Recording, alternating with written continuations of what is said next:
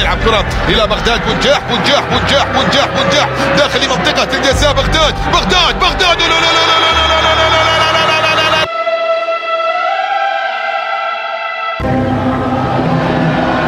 مرور خطير وثاني أهداف الزعيم عن طريق بغداد. الله الله الله.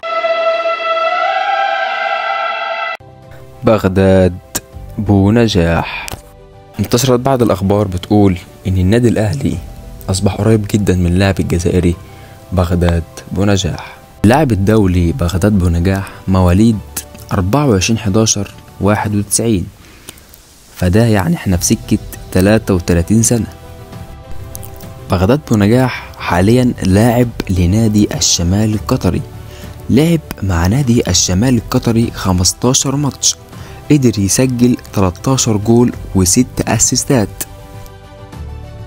طبعا جمهور النادي الاهلي خايف جدا من عمر اللاعب، لان طبعا زي ما قلنا ان هو عنده 33 سنة، فخايفين طبعا ان هو يكون زي موديست. بس هنرجع ونقول احنا المهاجم التاني بتاعنا كابتن محمود كهربا. حسبي الله ونعم الوكيل فيك. انا بسببك اتأذيت جامد. انا بروح لدكتور نفساني في رود الفرج.